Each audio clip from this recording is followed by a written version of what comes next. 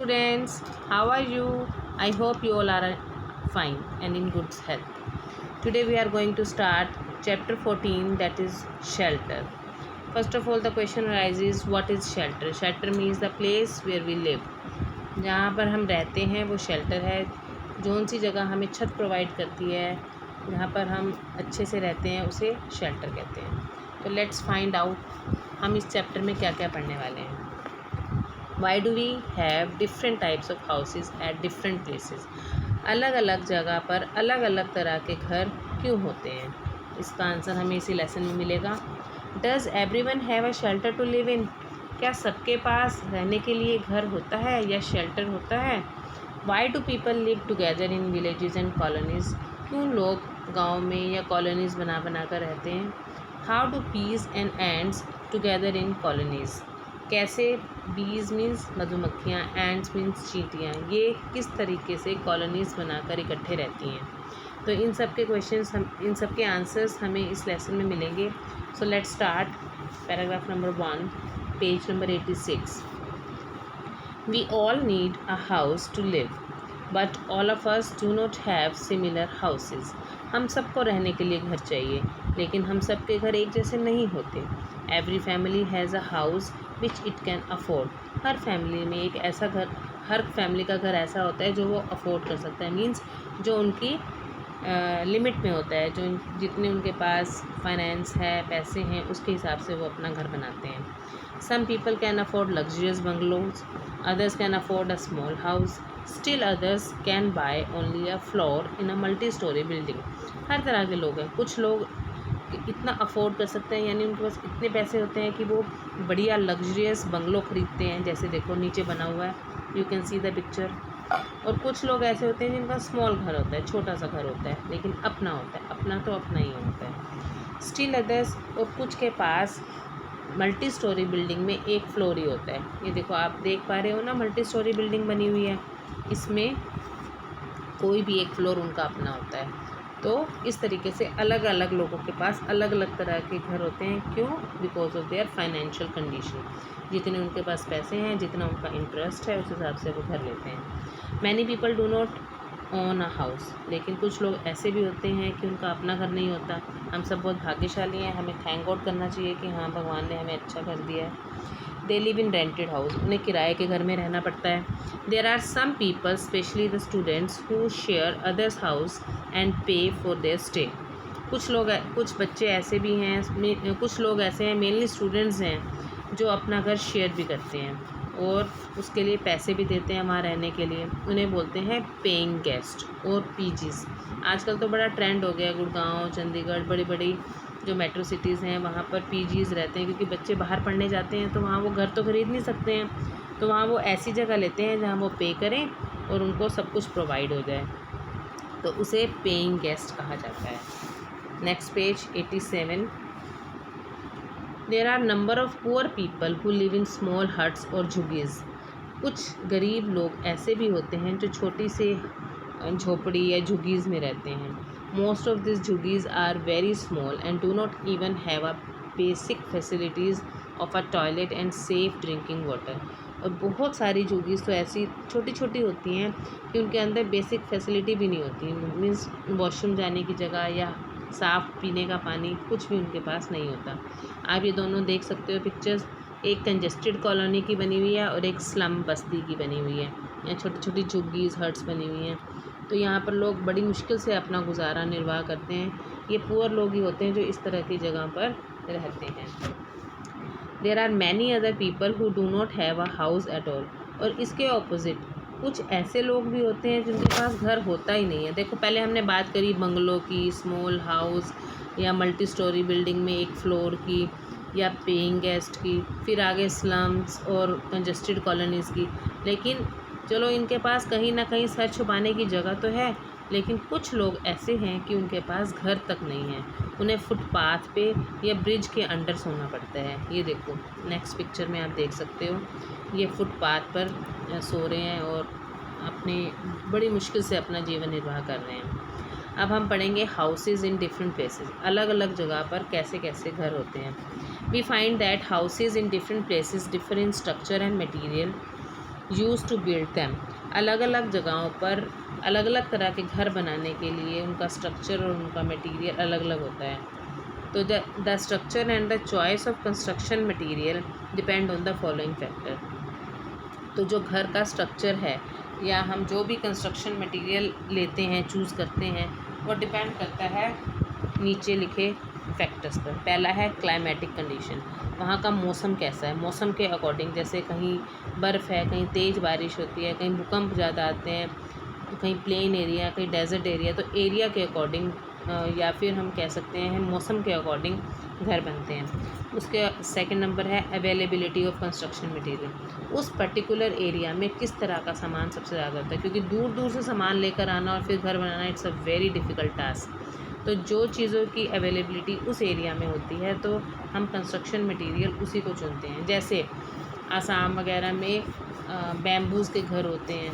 क्यों? क्योंकि वहाँ पर लकड़ियों का ही कंस्ट्रक्शन मटेरियल ज़्यादा होता है। प्लस क्योंकि वहाँ पर रेनफॉल इतनी होती है कि उनके घर डूब जाते हैं, तो वो नीचे से एक स्ट्रॉन्ग बैम्बू से अपने घर को ऊपर कर देते हैं ताकि नीचे उनके पानी ना आए।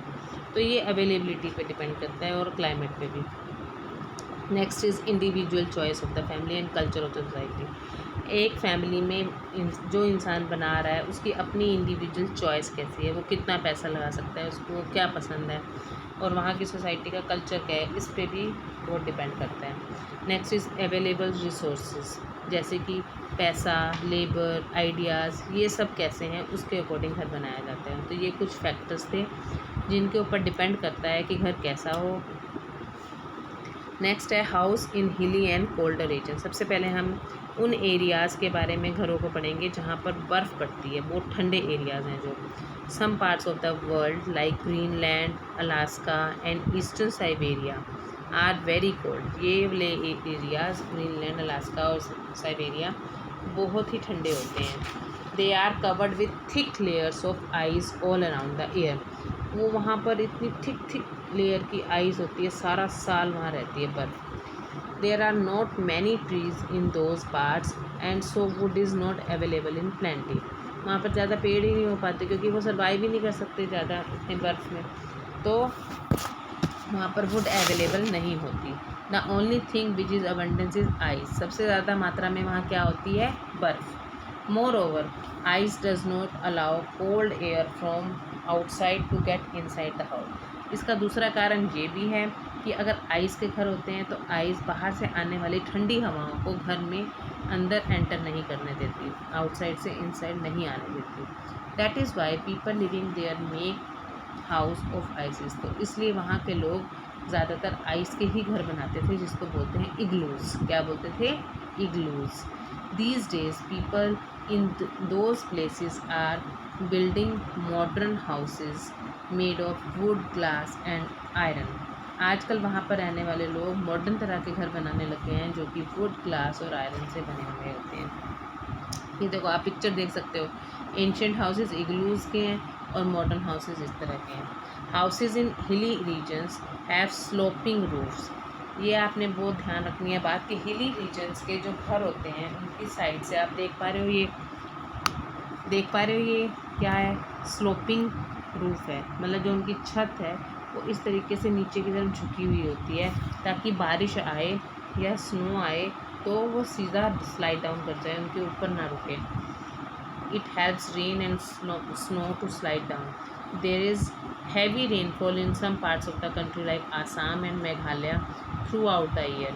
हमारे यहाँ कंट्री में भी आसाम और मेघालय में बहुत ज़्यादा बारिश रहती है, तो this causes frequent water logging. उसकी वजह से सब बंद हो जाता है पानी से।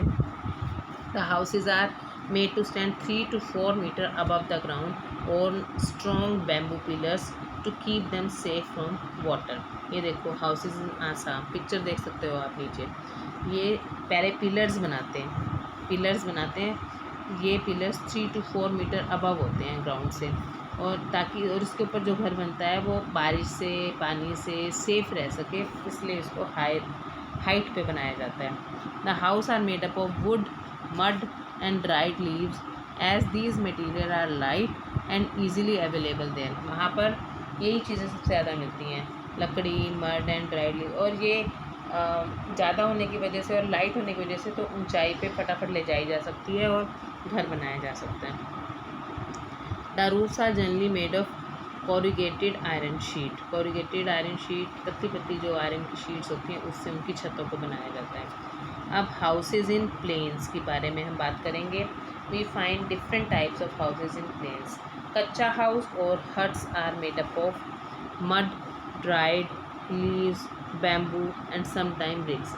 प्लेन कौन सा एरिया जहाँ पर हम रहते हैं, ना तो जहाँ ज़्यादा बारिश है ना जहाँ यहाँ पर बर्फ़ है, मतलब तो ऐसे एरियाज़ में किसी भी तरह का घर बन सकता है। जैसे जो झोपड़ियाँ बनती हैं, कच्चा हाउस बनता है, वो मड, ड्राइड लीव्स और बैम्बू की बन जाती हैं। और पक्के घर तो हमें मालूम ही है, ब्रिक्स वगैरह की हम बना लेते हैं। अब नेक्स्ट है houses in cities are made up of variety of building materials. ये तो हम जहाँ हम लोग रह रहे हैं प्रेजेंटली। विलेज के तो हमने देख लिए हर झोपड़ी कैसे बनी होती है, पत्तों की और मड की और ड्राइड लीव्स की। जो मॉडर्न घर है ये आप फ़ोटो देख सकते हो बनी हुई है, तो ये ईंटों की, stone, dust, cement, iron, glass, would सब मटेरियल इसमें यूज़ किया जाता है और बढ़िया से घर बनाए जाते हैं। Houses in desert. अब डेजर्ट क्या होता है मालूम है ना आप सबको? रेगिस्तान, जो जहाँ पर बहुत गर्मी होती है वहाँ पर मड और ड्राइड लीव से घर बनाए जाते हैं, so that they remain cool in hot weather. इतनी गर्मी होती है कि उनको ठंडक पहुँचाने के लिए कि गर्मी जिनको ज़्यादा ना लगे तो मड और ड्राइड लीव से घर बनाए जाते हैं। ये देखो आप फोटो देख सकते हो, houses in desert. Floors are coated with mixture of soil and cow dung, और जो उनका फर्श है वो सॉइल और काउ डंग के मिक्सचर से कोट किया जाता है। In Rajasthan people decorate their houses with colourful design. ये आप देख सकते हो जैसलमेर का एक डेकोरेटेड हाउस है, जो सजावट के लिए वो क्या करते हैं, उसको कलरफुल डिज़ाइंस के साथ डेकोरेट करते हैं। अब हम पढ़ेंगे हाउसेज नियर सी शोर्स। समुद्र के किनारे घर कैसे होते हैं। Houses near the sea have to bear high speed of winds and frequent cyclones.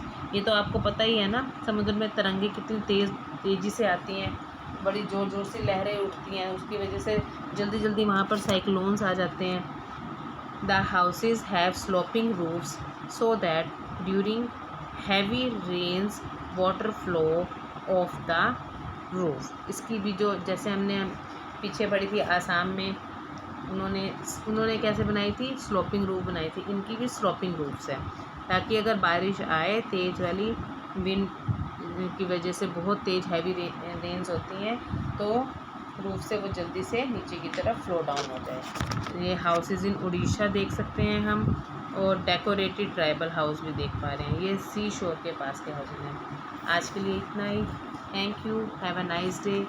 मेरे चैनल को लाइक, कमेंट और सब्सक्राइब करना ना भूलें। Thank you.